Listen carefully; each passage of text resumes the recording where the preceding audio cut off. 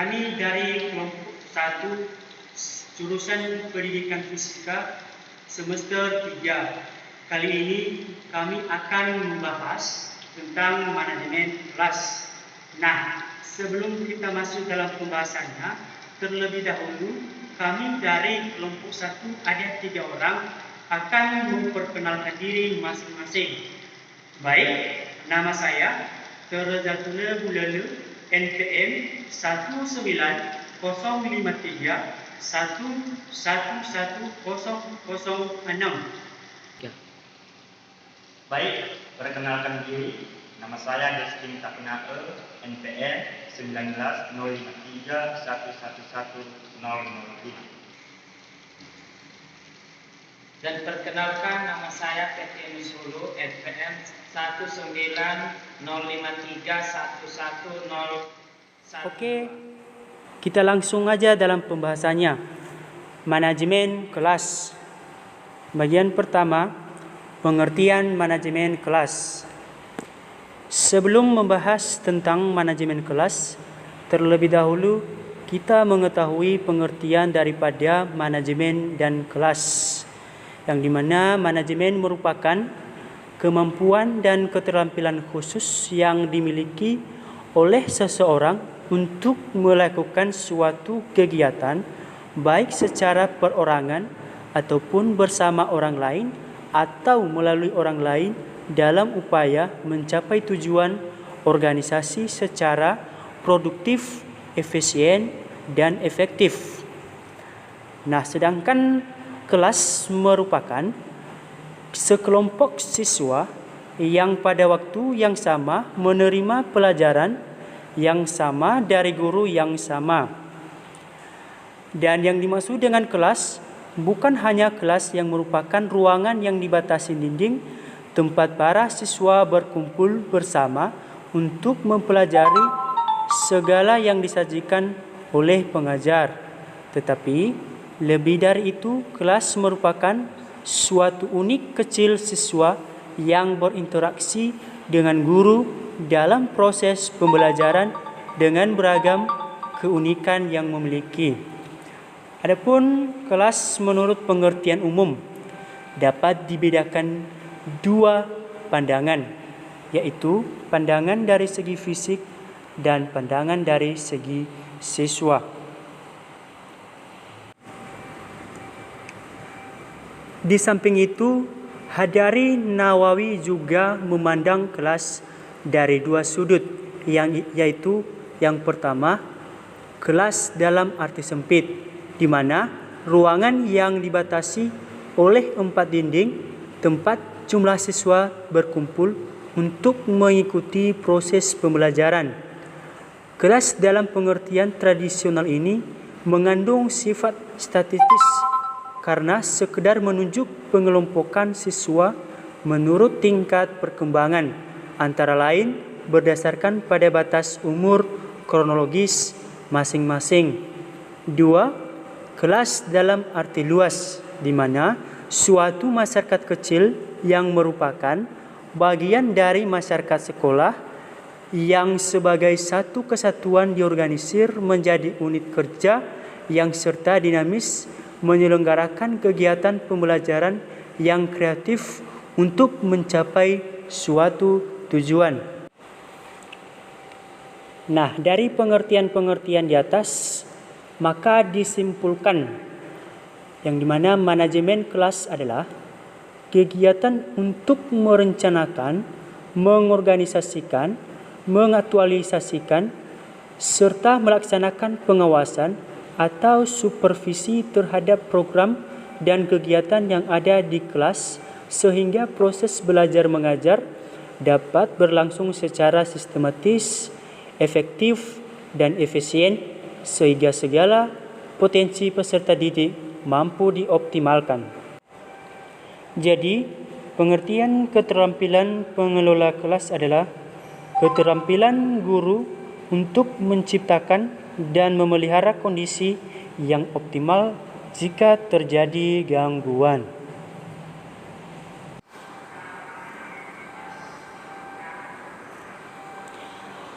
Baik, saya akan melanjutkan pembahasannya.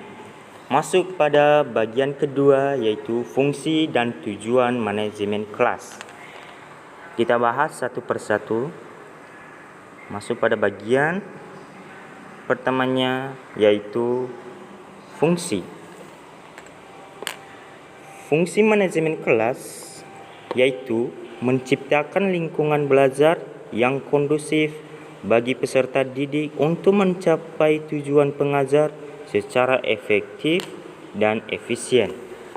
Nah, fungsi manajemen kelas ini sebenarnya merupakan penerapan fungsi-fungsi manajemen yang diaplikasikan di dalam kelas oleh guru untuk mendukung tujuan pembelajaran yang hendak dicapainya. Adapun bagian-bagian fungsi manajemen kelas ini ada beberapa bagian. Yang pertama, perencanaan.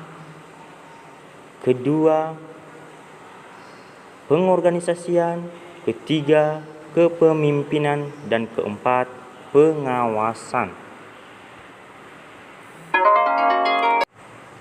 Dan kedua yaitu tujuan manajemen kelas. Tujuan manajemen kelas yaitu agar setiap anak di kelas dapat bekerja dengan tertib sehingga tercapai tujuan pengajaran secara efektif dan efisien. Tujuan manajemen kelas sebagai pengelolaan kelas guru atau wali kelas untuk mengelola kelas sebagai lingkungan belajar siswa, juga sebagai bagian dari lingkungan sekolah yang perlu diorganisasikan. Karena tugas guru dari lingkungan sekolah yang perlu diorganisasikan, yang utama adalah menciptakan suasana di dalam kelas agar terjadi interaksi pembelajaran dengan baik dan sungguh-sungguh. Oleh sebab itu, guru dan wali kelas dituntut memiliki kemampuan yang inovatif dalam mengelola kelas. Dengan pengelolaan kelas yang baik, diharapkan dapat tercipta kondisi kelompok belajar yang proporsional terdiri dari lingkungan kelas yang baik yang memungkinkan siswa berbuat sesuai dengan kemampuan yang dimiliki, serta tersedia kesempatan yang memungkinkan untuk sedikit demi sedikit mengurangi ketergantungan dengan guru, sehingga siswa mampu melakukan self-activity dan self-control secara bertahap, tetapi pasti menuju taraf yang lebih dewasa. Secara umum, yang menjadi tujuan pengelolaan kelas dalam pandangan Sudirman adalah penyediaan fasilitas bagi bermacam-macam kegiatan belajar siswa dalam lingkungan sosial, emosional, dan intelektual dalam kelas. Fasilitas yang disediakan itu memungkinkan siswa belajar dan bekerja. Terciptanya suasana sosial yang memberikan kepuasan, suasana disiplin, perkembangan intelektual, emosional, dan sikap apresiasi para siswa. Secara khusus, yang menjadi tujuan pengelolaan kelas ini dalam pandangan Usman adalah mengembangkan kemampuan siswa dalam menggunakan alat-alat belajar, menyediakan kondisi-kondisi yang memungkinkan siswa belajar dan bekerja, serta membantu siswa untuk memperoleh hasil yang diharapkan.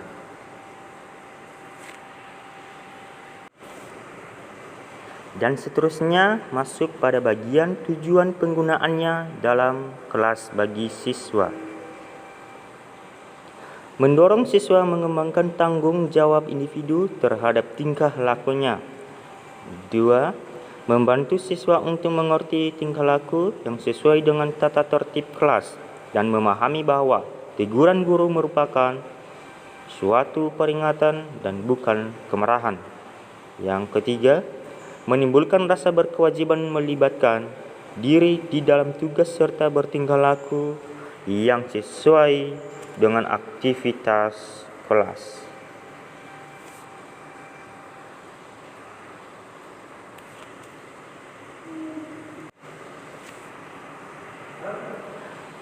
Pendekatan manajemen kelas.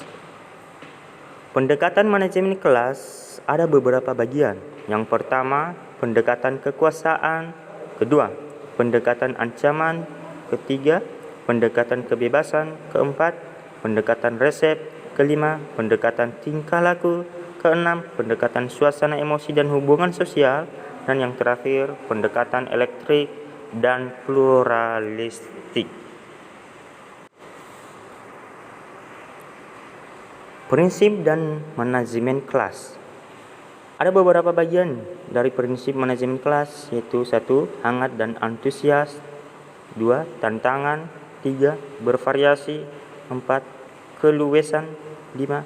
Penekanan pada hal positif, dan keenam, penanaman disiplin diri.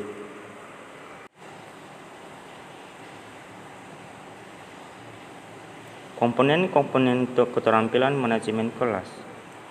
1. Keterampilan yang berhubungan dengan penciptaan dan pemeliharaan kondisi belajar yang optimal atau preventif. Kedua, sikap tanggap. Sikap tanggap ada beberapa bagian. Yang pertama, memandang seksama. Kedua, gerak mendekati. Ketiga, memberi pernyataan.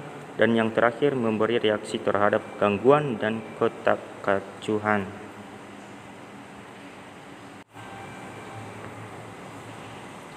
Komponen-komponen keterampilan manajemen kelas. 1. Membagi perhatian. Membagi perhatian ada 2, yaitu 1. Visual dan kedua verbal. Dan bagian kedua, pemusatan perhatian. Pemusatan perhatian ada beberapa bagian. Pertama, 1. Memberi tanda. 2. Bertanggungjawab. 3. Pengarahan petunjuk yang jelas. Keempat, penguatan. Dan yang kelima, kelancaran.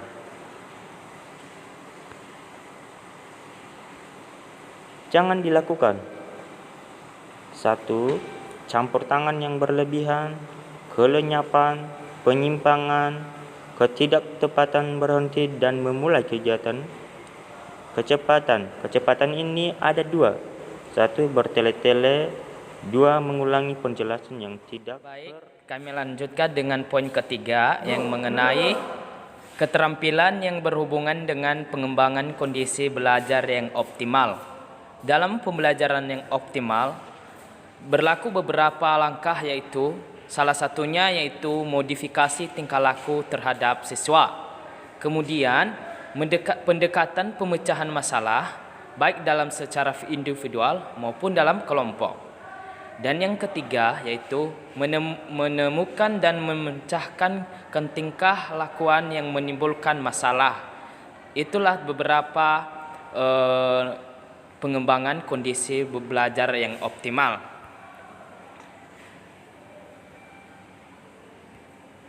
Maka kita lanjutkan mengenai beberapa masalah yang terjadi dalam kelas atau dalam manajer kelas. Masalah perilaku siswa. Contohnya, 1. Kurang kesatuan dan adanya kelompok-kelompok pertentangan jenis kelamin. Yang kedua, tidak ada standar perilaku dalam bekerja kelompok, misalnya ribut, bercakap-cakap, pergi dan sana kemarin, dan sebagainya. Dan berikutnya itu reaksi negatif terhadap anggota kelompok. Beberapa reaksi negatif yang kita ketahui terhadap kelompok yaitu misalnya ribut bermusuhan, mengucilkan atau mengasingkan teman, atau merendahkan kelompok bodoh dan sebagainya. Itulah beberapa perilaku terhadap kelas atau dalam manajemen kelas. Dan berikutnya adalah faktor-faktor penyebab variasinya perilaku. Contohnya yaitu pengelompokan pandai dan sedang bodoh. Itu adalah faktor-faktornya, mengelompokkan pandai, sedang, dan bodoh. Kemudian karakteristik individual. Itulah faktornya terdapat juga di dalam karakteristik dalam individu. Dan yang ketiga, terhalangan kelompok pandai oleh teman-temannya karena tidak mampu seperti dia. Jadi itu sebuah penyebab juga, faktornya perilaku juga. Karena dia menganggap dirinya bodoh, maka dia tidak bisa beradaptasi terhadap orang teman lainnya. Yang keempat adalah latihan terhadap siswa tenang dan bekerja selama jam pembelajaran. Kalau ada interupsi atau interaksi siswa, mungkin merasa tegang atau cemas. Yang kelima atau yang terakhir adalah organisasi kurikuler, tim atau section. Dan selanjutnya adalah masalah-masalah yang terjadi menurut dari Dowling, yaitu menurutnya yaitu satu multidimensional state atau terhadap diri pribadi dengan pribadi sendiri atau serentak, atau bahasa Inggrisnya itu simultaneity, dan segera atau emerging, dan yang keempat yaitu iklim kelas yang telah dapat diramalkan terlebih dahulu, atau terakhir adalah sejarah history. Itulah menurut masalah mengenai dari Dowling. Dan berikutnya kita akan mengenai dalam bentuk pelanggaran disiplin individual. Pelanggaran disiplin individual ada beberapa, yaitu tingkah laku atau menarik perhatian orang lain, tingkah laku untuk menguasai orang lain, perilaku membalas dendam, peragaan atau ketidakmampuan. Bentuk pelanggaran disiplin kelompok, contohnya kelas kurang kohesif, kesabaran terhadap norma-norma yang telah disepakati sebelumnya, kelas mereaksi negatif terhadap salah seorang anggota, menyongsong anggota kelas yang justru melanggar norma, semangat kerja rendah, kelas kurang mampu menyesuaikan diri. Kemudian penataan ruangan kelas. Dalam ruangan kelas kita harus menata dengan rapi. Ada beberapa cara menataan dalam ruang kelas, yaitu penataan ruang kelas, pengaturan tempat duduk, pengaturan alat-alat pengajar, penataan keindahan dan kebersihan kelas, dan yang terakhir ventilasi dan tata cahaya. Berikutnya adalah pengaturan siswa. Dalam manajemen kelas, kita perlu mengatur siswa juga dalam langkah tersebut, yaitu membentuk organisasi. Siswa perlu dalam berorganisasi. Kemudian mengelompokkan siswa. Kemudian mengelompokkan beberapa siswa, contohnya menurut waktu atau kecepatan. Dan berikutnya adalah sifatnya atau kelompok mengatasi pelajaran atau beberapa kelompok terhadap sifat-sifat efisien untuk mencapai tujuan. Yang penting sifat-sifat terhadap siswa. Kemudian adalah mengelompokkan menurut kesenangan berkawan. Jadi kita pengetahukan juga siswa itu dia senang berkawan dengan siapa, dia senang berkeinginan dengan siapa, dan juga mengelompokkan menurut kemampuan. Dan yang terakhir adalah manajemen kelas efektif menurut Made Pidata. Dan adapun manajemen kelas efektif menurut Made Pidata, yang pertama, kelas adalah kelompok kerja yang diorganisasi untuk tujuan tertentu yang dilengkapi tugas-tugas diarahkan oleh guru. Kedua, dalam suatu kelas, guru bukan tutor satu anak, tetapi untuk seluruh anak dalam kelas. Tiga, setiap kelompok mempunyai perilaku sendiri yang berbeda dengan perilaku setiap individu dalam kelompok. Yang keempat, kelompok kelas menyisipkan pengaruhnya pada setiap anggota. Yang kelima, praktek guru dalam proses pembelajaran cenderung terdapat pada hubungan guru dan siswa. Dan yang terakhir, struktur kelompok, pola komunikasi, dan mengelola baik bagi mereka yang tertarik pada sekolah atau bagi mereka yang apatis, masa bodoh atau bermusuhan. Nah, selanjutnya hubungan guru dan siswa akan baik bila Adapun hubungan guru dan siswa akan baik bila menurut Thomas Gordon. Yang pertama, keterbukaan, baik guru ataupun siswa saling bersikap jujur dan membuka diri satu sama lain. Yang kedua, tanggap bila mana seorang tahu bahwa dia dinilai oleh guru lain. Ketiga, saling ketergantungan satu sama lain. Yang keempat, kebebasan memperbolehkan setiap orang tumbuh dan mengembangkan keunikannya, kreativitasnya, dan kepribadiannya. Dan yang terakhir, saling memenuhi kebutuhan sehingga tidak ada kebutuhan satu orang pun yang tidak terpenuhi. Cukup dulu sampai di sini pembahasan kami dari kelompok 1 tentang pembahasan manajemen kelas. Jikalau ada yang terdapat kata-kata yang kurang jelas, kurang dimengerti dan kurang paham, mohon dimaklumi.